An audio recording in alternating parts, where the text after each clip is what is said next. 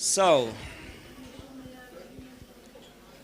so we have Nandita Quaderi here, our editor-in-chief, Web of Science, and Nandita will be speaking about our journal selection criteria and the some of the policies to do with mergers. yeah. So about the policies, there were some specific topics that are related with the program wsparcia dla czasopism naukowych, and we will be trying to cover those topics. So and let's keep the questions for the last part. All right. Thank you.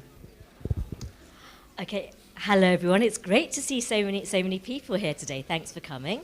So I'm Nandita Quaderi, as Radek introduced. I am the editor-in-chief of Web of Science, and what that means is that I look after our team of Web of Science editors, and I am responsible for the policies and the processes we use to select journals and deselect journals.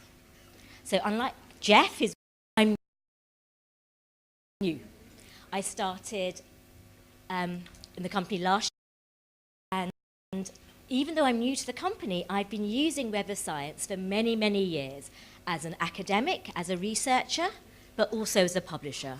So I started off my career in academic research. My degree was in chemistry, but then I moved to molecular genetics, and the rest of my research career was a mixture of molecular genetics, comparative genomics, and developmental biology. In 2005, I moved out of academia into publishing, and I joined a company called Biomed Central, who you may know as one of the pioneers of the open access movement. And then I stayed in open access publishing, but I moved to Nature, and I was responsible for the portfolio of open access Nature research journals. And then last year, I came here.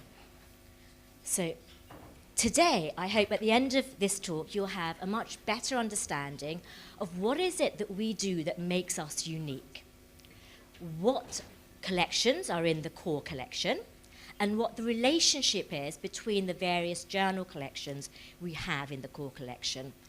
I'm also going to talk in detail about our journal selection process, because while I've been here for a year, that was my real priority last year, is to allow people to have much more transparency and much more understanding of how we select and why we look at the criteria we look at. And then I understand there was some interest in the audience to know more about what our policies are, both within the Web of Science and in the JCR, of what happens when you change a journal's title, if you split a journal into different parts, and when you bring different journals together. So let's start. There's two things that make us special.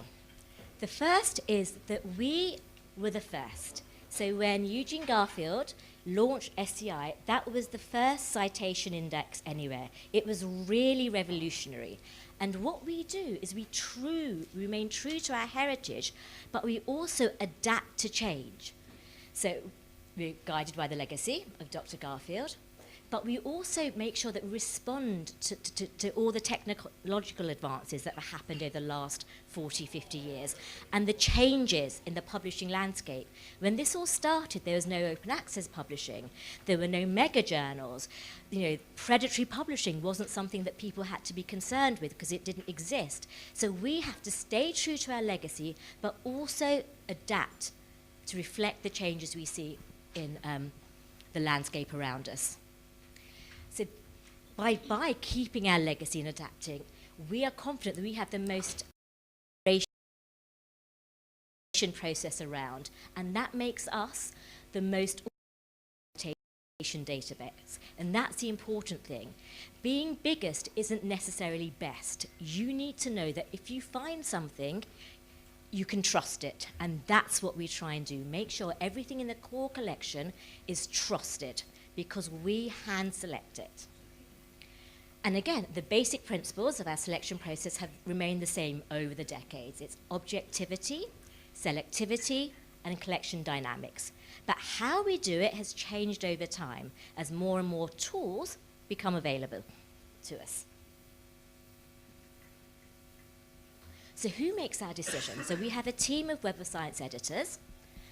They have no affiliations to either publishing houses or research institutes. What that means is that they have no conflicts of interest. They don't favour particular journals because they are involved with their publishing. They don't favour particular journals because they or their colleagues publish in those journals. They are absolutely neutral. Each editor is focused on specific subject categories, which makes them absolute experts of the publishing landscape in that field. This gives them a really deep and nuanced understanding of the journals. And this level of depth and nuance can't be replicated either by algorithms or by other databases that rely on academics to make the decisions. So although the academics may know really a lot about their own subject area, they won't see every other journal in that subject area. So it's difficult for them to have that 360 holistic view that our editors do, because they are full-time, no bias, and they look after certain subject areas. Sure. Okay. Can you hear me at the back? Good. Okay, so the Web of Science platform contains around 30 products, and Jeff gave you a little bit of an introduction to that first. What I'm going to be talking about is the core collection, and this is at the very heart of the Web of Science platform, and this is what my team curates. So they don't curate some of the other stuff. The other stuff is curated elsewhere, and we host it, or they're in the dark purple, you can see 3 things that say speciality collections. They're also curated in-house, but not by the Web of Science team. They have their own specific teams. So everything I talk about from now on relates specifically to the core collection. So, what is the core collection? So the core collection is a mixture of 4 databases for journals, a database for books, and a database for conference proceedings. So as you can see here, for the journals, we have 3 different collections that look at specific subject areas. We have SCIE, that looks at the clinical, natural, and applied sciences. We have SSCI for the social sciences, and AHCI for the arts and humanities. And they're at the top of the diagram. When I talk about these 3 here, I'm just going to use the word flagship, just for ease of reference. So when I say flagship, I mean these 3 collections here. And they've been around the longest. ESCI was introduced in 2015, and ESCI covers all the subject areas. The book collection and the conference proceedings collection also cover all subject areas. So if you talk about journals now, so for the rest of the talk, I'm going to be talking about core collection, and I'm going to be talking about journals. There is a single evaluation process for journals. And that process, we have a list of criteria, 28 criteria, and they are split into quality criteria, and I'll go into more detail in the following slides. The quality criteria are designed to select for journals that demonstrate editorial rigor and best practice.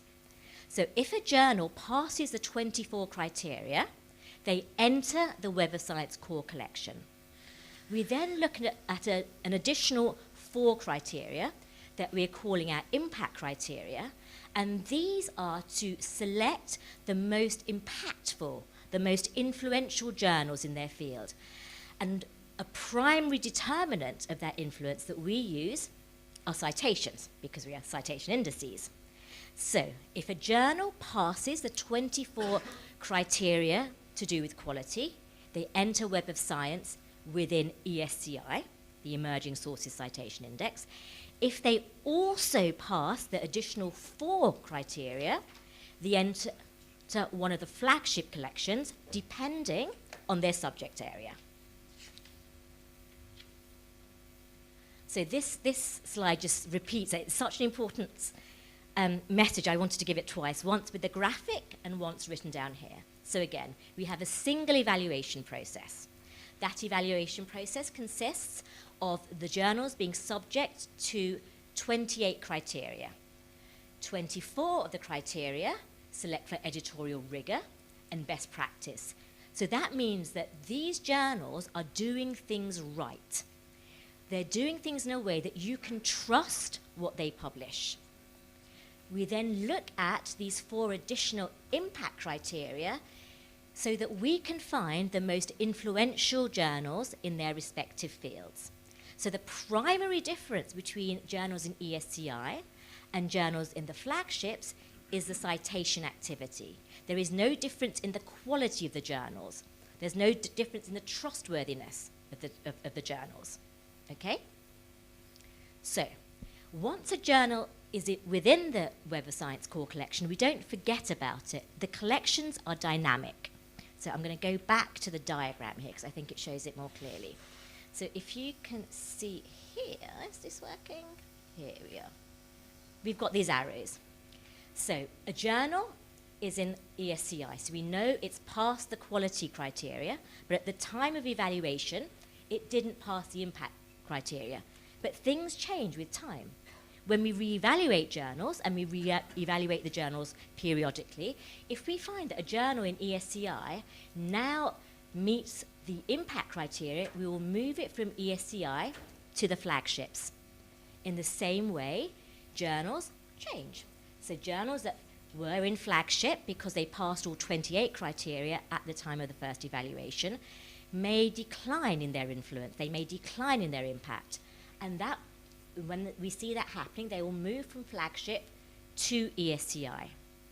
If we see a decline in quality in any of our collections, that journal is dropped from the Web of Science core collection.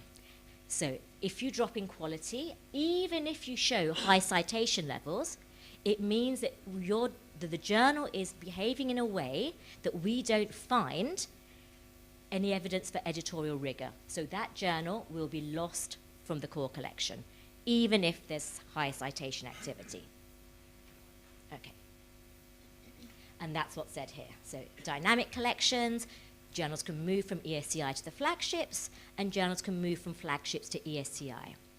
The name ESCI, Emerging Sources Citation Index, has caused a little bit of confusion. And in fact, I was confused when I still worked in publishing. Oops.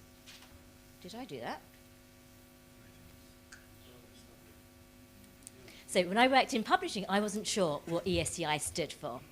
Some people think the word emerging has to do with journals from emerging economies, or emerging journals, as in new journals, or emerging fields of science. It's none of those things. We have journals in ESCI that are from established publishers. We have journals in ESCI from new publishers. We have journals in ESCI that are very new areas of science. We have very classical journals. The difference between ESCI and the flagships are the 4 impact criteria. Thank you, Adek. So, people will sometimes ask me, so which is better, ESCI or flagship? And it depends what you want to do. If you want to search a collection that is comprehensive, both in terms of subject area, but also in terms of medium, so if you want to search books, you want to search conference proceedings, as well as journals, you need to look at the entire Web of Science core collection. There's other times you may just want to look at the most influential, the most impactful journals. That's when you will look at the flagship collections. They are both trusted, they are both valuable. It depends what you want to do. So now I want to talk a little bit more in detail about the selection process. So this slide is very busy, so don't worry, I'll talk you through it. So let's start. We have the 24 quality criteria here in these 3 columns. And here we have the 4 impact criteria. Again, we'll go through these in more detail. Previously, when the editors used to evaluate, they used to do the entire evaluation. That doesn't really make sense because it's sometimes very clear from the first moment that a journal will not have the characteristics needed to enter into the core collection, which is why last year I've introduced a new process where we have a 3-step evaluation. We have something called initial triage, then we have editorial triage, and then we have the full editorial evaluation. What we are building at the moment is a new interactive online submission form, so that the initial triage step will be done automatically. And if a journal doesn't pass these steps here, so this is based on information the publisher sends us, the submission won't be completed. But there's no embargo on resubmitting. As soon as you've fixed the issues here, you're welcome to resubmit your journal. If you pass the initial triage step, you then move on to the editorial triage step. So this is when my team of editors steps in. But again, if you don't pass this step, there is no embargo. You can come back to us as soon as you fix the issues.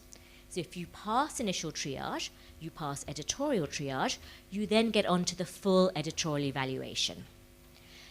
If you fail these parts, then there is a 2-year embargo on resubmission.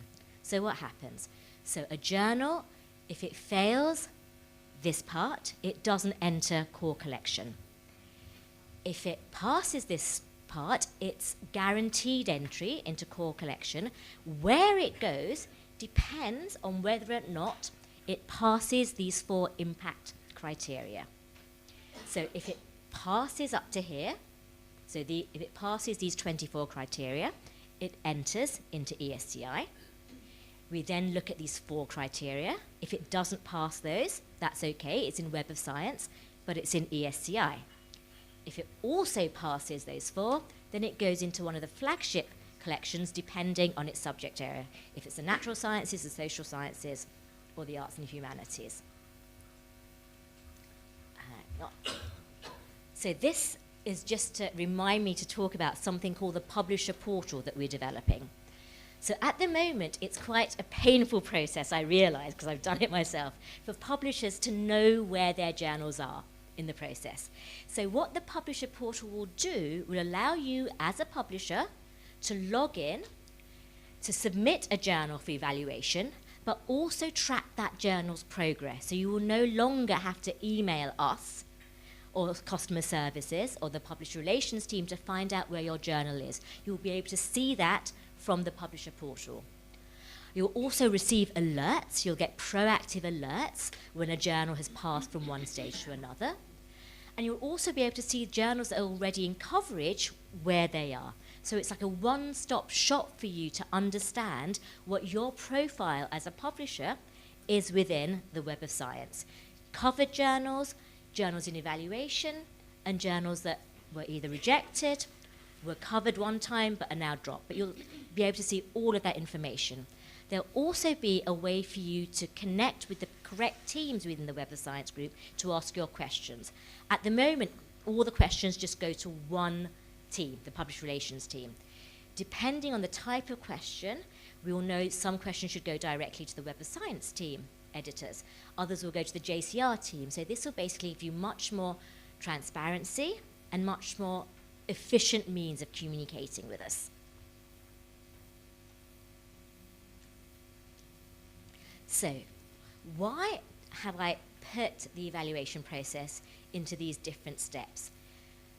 The reason is that these different steps look at different things. So the first step, initial triage, we do this using information published, that the publisher sends us, information provided by the publisher. And the principal purpose of this step is we need to be able to know what exactly is the journal we are evaluating. Lots of journals have similar names. So we need to be sure absolutely 100% that we are able to identify the journal in question. The best way to do that is to use the ISSN. That's a unique number. That's why going forward, having an ISSN is absolutely mandatory. If your journal doesn't have an ISSN, we will no longer evaluate it. And it has to have at least one ISSN. If it's both print and electronic, please provide us with both. So at least one ISSN. If it has two, please send us both. We also need to know that we can access the content. So if it's a subscription journal, you need to give us access. If we can't read the content, we can't evaluate the content. It sounds very obvious, but you'll be surprised how many publishers send us a journal and then are surprised we can't evaluate it because we can't read the content. Obviously, for open access journals, that's not an issue. We also need to have knowledge of the journal's peer review policy. I mean, peer review, historically, wasn't always mandatory. But going forward, we feel that it really is one of those gold standard characteristics that's necessary for entry into Web of Science. As with some of the things I'll explain later, for the arts and humanities, things are slightly different. But in general, peer review, we need to see as mandatory, particularly for what we call the scholarly content. So that's mainly original research articles and review articles. We also need to have contacts with the publisher. So if there's something we don't understand or there's something that concerns us, in the same way you need to contact us, we need to contact you. And ideally, we want two contacts. One is the editorial contact for my team, and the second one, if applicable, is the production content. Because the indexing, the kind of questions the indexing teams ask, won't necessarily be the same kind of questions our team asks. And within the publishing houses, they will be treated as different questions with different teams. So the more information you provide us here, the more efficiently we can evaluate your journal. So initial triage. This is going to be on the online form. If you give us the information necessary to evaluate, we will continue with the evaluation. If you don't, we can't evaluate. We will let you know that the submission has failed. Please come back to us once you have the necessary information.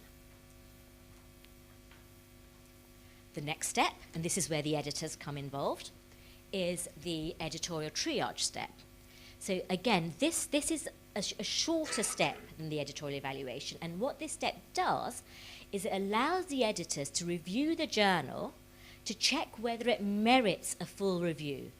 There's no point doing a very long, lengthy review if it's obvious already that the journal isn't suitable for Web of Science. So what kind of things do they look at?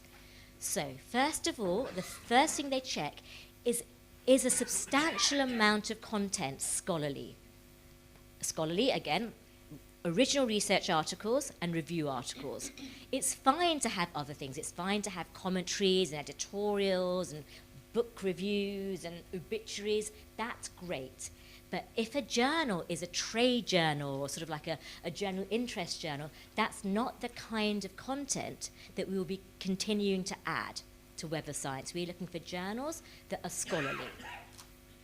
We also need to check whether the English language and Roman script requirements are met. We will check whether or not articles are written in a way that's clear and comprehensible to our global audience. We will check that the journals publish a volume of content that demonstrates to us that the community cares about this journal. So if a journal is only managing to attract 1 or 2 articles a year, that's a sign to us that the community doesn't value the journal. We don't have a specific guideline here. It's not as though you've got to publish X number of articles, you're in or out. We understand that that number depends on the journal's subject area. And obviously, if a journal covers a very broad subject area, we expect that journal, on average, to be bigger than a journal that publishes in a very niche area. So there's no specific number. In general, though, a healthy journal will be publishing around 15 to 20 articles at minimum a year. But again, the editors will look at the journals on a case-by-case basis. The other thing we look at is whether or not, when the journal is published, that it's very easy for us and our customers to see who the editors and the authors are. So providing a name is not enough. We also need to see their affiliation details, again, for unambiguous identification. We need to know who's involved with this journal. And if we just see a name, that's not enough information. We need to see the affiliation details as well. So again, just like initial triage, if these things aren't met, we will let you know and we will invite you to resubmit when these things have been met. No embargo. Now we move on to the editorial evaluation, the quality piece first.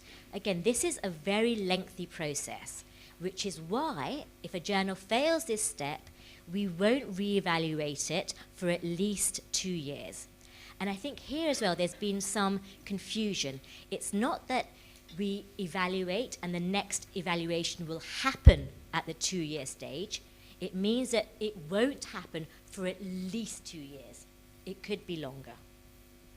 So, what are we doing at the quality phase? What we are looking for is basically the journal says it does one thing. Is it really doing that? We're looking for consistency. We're looking for consistency, for alignment between the journal's title, its scope, who the editorial board are, and who the authors are. So, for example, we don't have a problem with regional journals. We welcome regional journals. But if a journal claims it's international, but all of its content is from a single country, that to us is a problem. Because you're claiming to be international, but in fact you're regional. If you claim to be regional and you're regional, that's absolutely fine.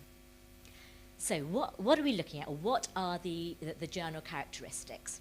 So, again, if we have a title, we need to make sure the scope matches that title. Again, you'd be surprised sometimes how that doesn't happen. We've got to check that the content matches the scope, matches the title. So consistency is what we need to see. We also have to look at the editorial board.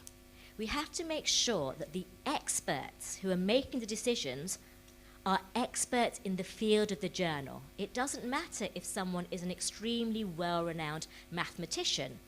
He cannot make good decisions on an anthropology journal.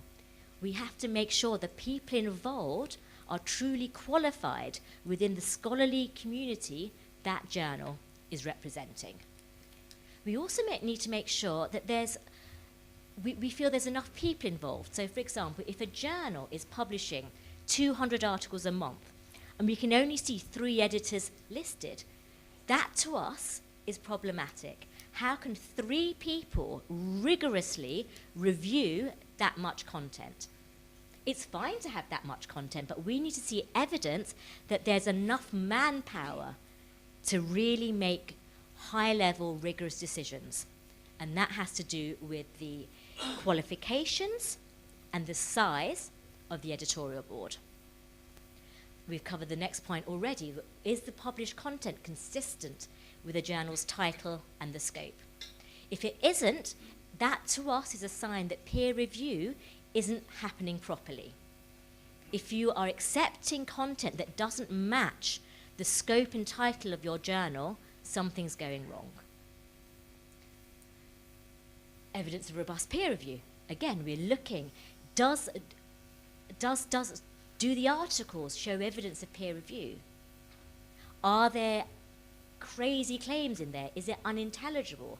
Are there a load of references in there that don't match the content of the article? These are all signs that we look for to see whether or not peer review is happening. Obviously, we can't see behind the scenes, right? We can't see what's happening at the journal. What we can see are the outputs. And that's what we check. Again, this is a little bit like the editorial board. We look at who the authors are. Are these authors really qualified to be writing what they're writing? And again, these are things that are becoming more and more important for us to check. I'm sure you've all heard the term predatory publishing. Unfortunately, there are many journals that publish content because they want to make money. And one of the signs of these journals is that there are mismatches, there are misalignments here, or there's signs of poor peer review. These are all signs that make a good journal, and these are all things that you control as publishers. These are things that you can control. The last one is whether or not the self-citation rates within a journal is appropriate to that field. Again, unfortunately, we have seen journals, because they want to increase their impact factor, do things with citations that are not ethical. You should be including cited references only if those references actually are related to the content you are writing about. We don't expect as well, and we disapprove of journals that encourage their authors too much to cite the journal. The author should be citing the work that's pertinent to their article, no matter where it's published. Okay, so they are just some of the criteria that fall under quality, and these are the kind of things we look at for a journal to enter Web of Science within ESCI. To get into flagship, remember, we have the additional impact criteria. And there's 4 impact criteria. 3 of them have to do with citations, and we look at citations at the level of the journal. We also look at citations of the authors and citations of the editorial board. But citations aren't everything. There's a 4th criterion, and we call that content significance. So the content of a journal should be of interest, importance, and value, both to the community, the scholarly community around that journal, but also to the people who come to Web of Science. So content significance can't always be seen in citation activity, but what it means to us is that some journals might have a unique specialization, or a novel perspective, or regional focus, or some kind of uniqueness in its content that makes us really want to put it into flagship, even if its citation activity isn't super high. Because we want to make sure that everything isn't reduced just to citations. Citations are really important, and the reason citations are important to us is that it is a demonstration of how important the content in that journal is to that scholarly community. So all we are doing is reflecting what the scholarly community feels about that journal. And the way they often show their commitment to a journal is by citing that journal's content. So we are not so much deciding by ourselves what the most influential journals are. We are measuring what the research community thinks of that journal, and we're reflecting that by putting that journal into one of the flagship collections rather than ESCI. So again, this is so important. I'm going to repeat it again. There is no difference in quality between ESCI and the flagship collections. A journal should be rewarded for being into ESCI. It means it's doing everything right. It's showing editorial rigor. It's showing best practice. What it isn't showing is that level of influence that flagship journals have. And that influence isn't determined by us. We reflect what the what the research community thinks of that journal. So that's a really important point. The things as publishers you can do, I would say, is to really concentrate on getting those 24 quality criteria right. Because if you don't do that, the community won't notice, respect, trust your journal. If they don't trust your journal, they're not going to read it. If they don't read it, they're not going to cite it. And as I said, 4 of the criteria here, 3 of them have to do with citation activity. But that has to come from the community.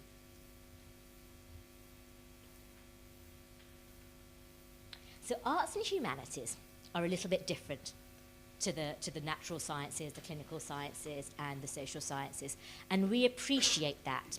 So it's exactly the same criteria, the arts and humanities. However, our interpretation of the criteria is a little bit more flexible. So there's 3 areas where we've found really significant differences between how the arts and humanities operate with respect to the other subject areas.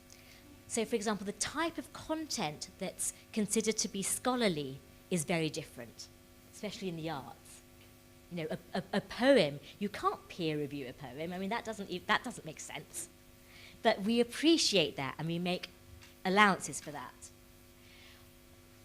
So the type of content is different. The norms for reviewing content is different, but also the citation behavior is different. There is less importance on citation in the arts and humanities, and that's why AHCI, that database, doesn't have an impact factor associated with it, even though it's a flagship database. So citation activity is a little less important, and also citation activity occurs over a much longer time span. And all of that we take into account when we make decisions for content that falls into the arts and humanities categories. There's been a couple of recent policy changes that I've introduced, and I just wanted to make sure that you were aware of this. So previously, until last summer, ESCI would only accept online journals. That's no longer the case. It doesn't matter if your journal is print or online. As long as it meets those 24 quality criteria, it can go into ESCI. There was also a restriction on journals. If a journal was indexed in Biosis, so this is one of the collections on the Web of Science platform, but not in the core collection, there was a rule that said if a journal is indexed in Biosis, it can't be indexed in ESCI. That rule didn't really make sense to me, so it's no longer a rule. Again, both these just show for ESCI, you meet the 24 criteria, you get it. It doesn't matter if you're in Biosis, it doesn't matter if you're print. You just need to match those 24 criteria. Okay, so that was the last slide in the section about journal selection. I'd now like to talk a little bit about how we treat title changes, mergers, and splits within the Web of Science and within JCR. So we're going to start with the Web of Science. So how do we define a title change? We define a title change as an alteration to the word order or count or nature of a journal that results in all further content being published under the new name and none of the content still being published under the old name. So we have an example here. There was a journal that was called Cloning and Stem Cells. It changed its title to Cellular Reprogramming. The moment that title change happened, no further content was published under Cloning and Stem Cells, and all further content was published after Cellular Reprogramming. So that is a title change in our eyes. So what happens? We have to review the journal. Okay, it's changed its title. So all those quality criteria I was talking about, consistency. Does the new title continue to reflect the published content and the scope of the journal? We will look at that. While we are looking at, though, the journal will remain in whichever collection it was in to start with. So it's not as though you change your title, we drop it from Web of Science and we check. You change your title, we will review it. If we feel that under the new title, those consistency criteria still make sense and the other criteria still make sense, you will stay in collection. If they don't still make sense, you will be dropped from the Web of Science. But while that review, while that evaluation is happening, you will remain in whichever collection, whichever database you were in to start off with.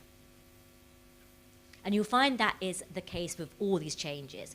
While we review the content, the new journals will stay in the collection that the original title was in. So this is a title split. How do we define a title split? We define it that you have one single title that separates into two or more titles. However, it's really important that the original title no longer publishes anything. So again, we have an example. Journal of Coatings Technology. It's split into two journals, JCT Coatings Tech and JCT Research. After that split, all of the content was in the two JCT titles. No content was Journal of Contents Technology, okay? If that title were to remain, we would not consider, so if the publisher were to keep publishing content here, we wouldn't consider these a split. We would consider them to be new launches. So this is really important. If the original title continues publishing, the generated titles, we call them daughter titles, will not be considered to be splits. They will be considered to be new launches. And this is particularly important, I felt, to highlight, because there's been a lot of talk about mirror journals recently. So these are journals that are exactly the same as the parent journal, apart from the business model. So you have one journal that started off as a hybrid journal. That hybrid journal continues publishing, but as a purely subscription journal. And then there's another journal with a very similar name, which is purely OA. Because that original title continues to publish, we do not consider that a title split. We consider that a new launch. If the original title were to stop publishing, and there'd be two journals, that would be a split. Again, exactly like the title change, we will review the journal, but while that review is happening, the journals will remain in the collection the parent journal was in. And it's exactly the same with a merger. As we review the journals, they will stay in the parent journal. So what does a merger mean? A merger means when two or more titles combine to create journals, two or more, and they have different titles from the parent journal. So again, we have an example. We have 3 journals here. They merged to create a new journal, and this name is not the same as any of the names that came before it. If that name was the same, we wouldn't call it a merger, we would call it an absorption. So here we have an example that there were 2 journals originally. One journal subsumed the other journal. So we have 2 journals, one journal is included. It's a small difference, but to us it's important. So we have a merger, when we have 3 different journals becoming a completely new entity. And we have an absorption, where we have an example here with 2, but it could be 3, it could be 4. 2 journals that become one journal. And that one journal was one of the original journals. But again, while that review is happening, this will stay in collection. So that's the Web of Science rules. What happens with JCR? What happens with the impact factor? Again, there's 3 scenarios, and you'll see that there's similarities. So say we have Journal A.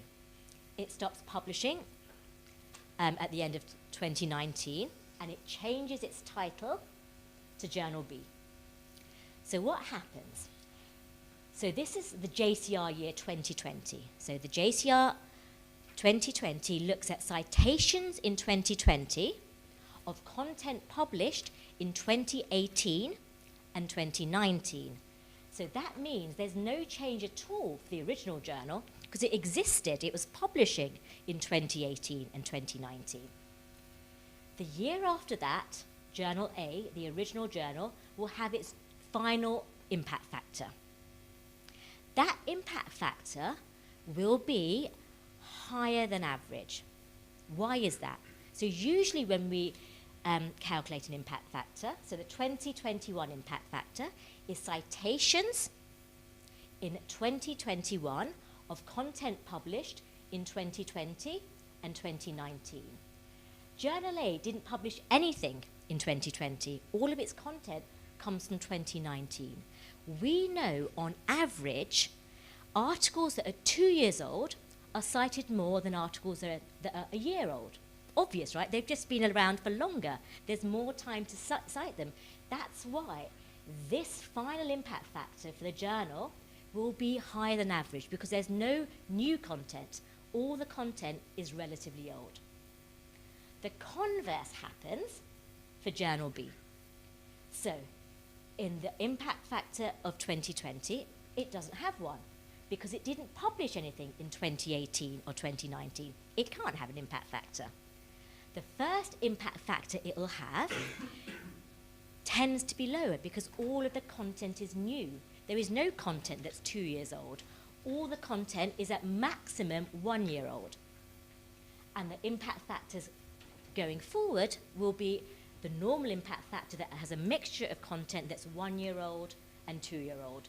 So for journals in this position, what you can expect is that there's a little bit of a jump between the first impact factor it receives and the subsequent impact factors because of this 1 year, 2 year thing. And it's exactly the same for merged titles, that for the original journal, there's no change in the subsequent year. Then you've got the final impact factor that tends to be a bit higher because it's only the old content. For the new title, there's no impact factor. There's a slightly lower impact factor because it's only new content. And then the impact factors proceed in the normal fashion. And exactly the same for splits. For the original journal, there's no change for the first year. Then it's the final impact factor that's a little bit higher because it's mature content.